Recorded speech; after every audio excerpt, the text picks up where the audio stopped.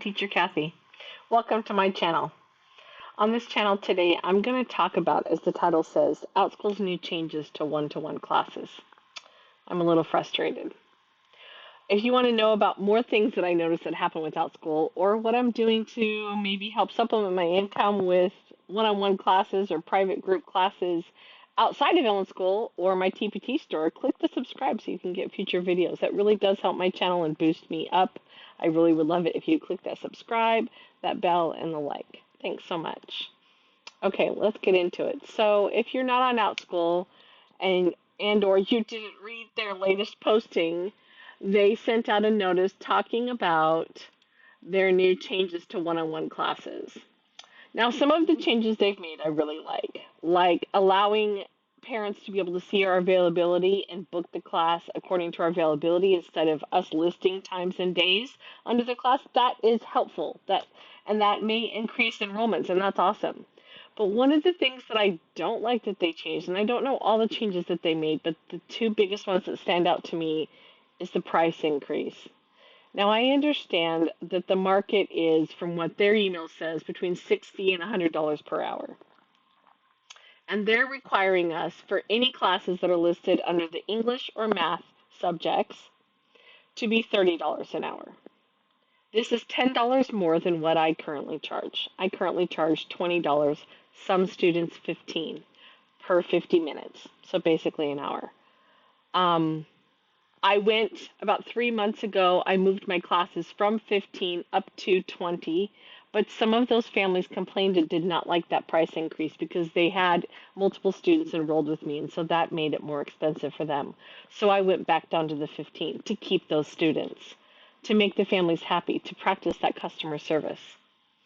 My classes are all spelling, reading, vocabulary, and writing, so they fall under the English category. Their email tells me that I need to change my subject to world languages. How does spelling, reading, and vocabulary and writing fall under world languages?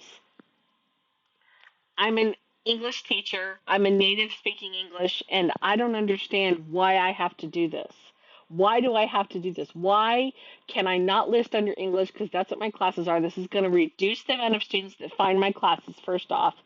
Secondly, if I don't do it, it's telling me that automatically they are going to be migrated to the new format. And it's going to automatically start charging students the $30 an hour. What is that going to do to my families Outschool? How are they going to react? How are the parents of my students going to react to that? And what if they drop me and then I lose more students? Now, look, I understand some of the teachers out there have complained, and this change is due to them complaining that there were too many classes that were way below market price and not valuing their time. Yes, I would love to make more money. And yes, I think that if you are able to, you can charge that much.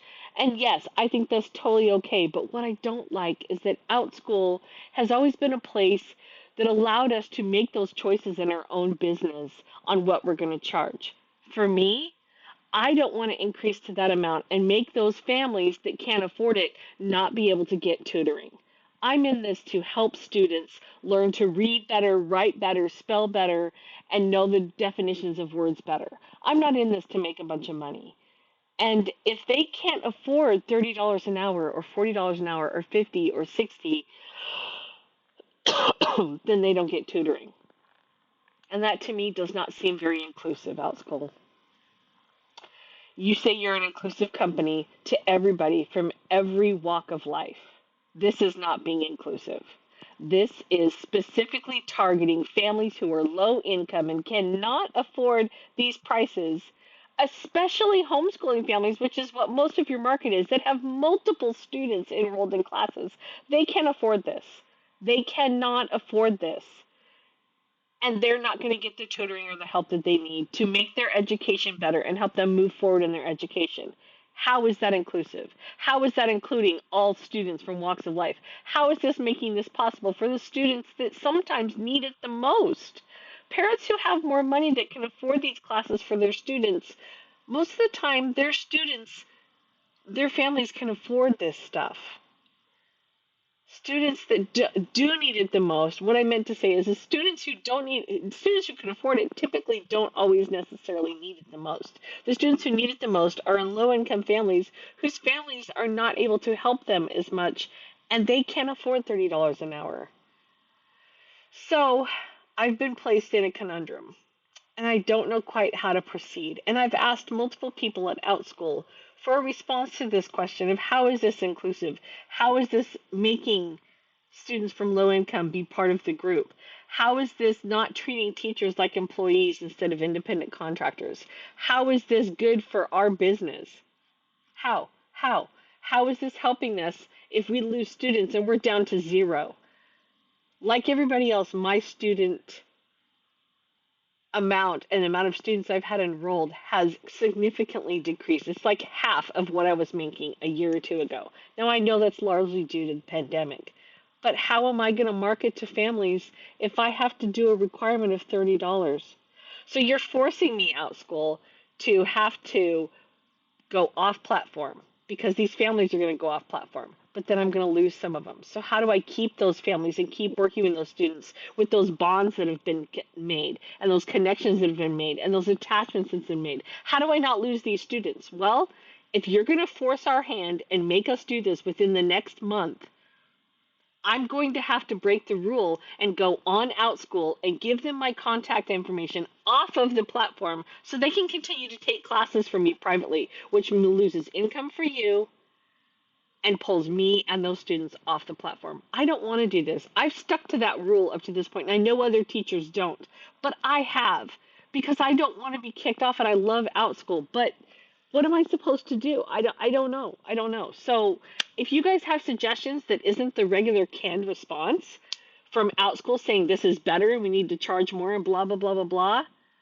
I want to know what we're supposed to do with those families that we have already currently. I've had some people tell me it won't affect current students, but I haven't gotten an official word from Outschool about that. And this latest email that I got today does not say that. It says that it will actually be migrated over by July 30th. 30th. And if we don't do it by then, it will be migrated automatically, which tells me that my current students in my current one-to-one spelling classes or reading classes or writing classes will be forced to pay that $30. I currently have my classes set up till the end of the summer already in enrollments. I'm not going to change my schedule until the fall. So how is that going to help those families that are taking my classes currently this summer? It's going to make them drop Outschool. It's going to make them leave me. And I don't appreciate this. And the other thing I want to know is, are you notifying the families of this price increase? Are you telling them that you are making us do this? That we are no longer going to have a say?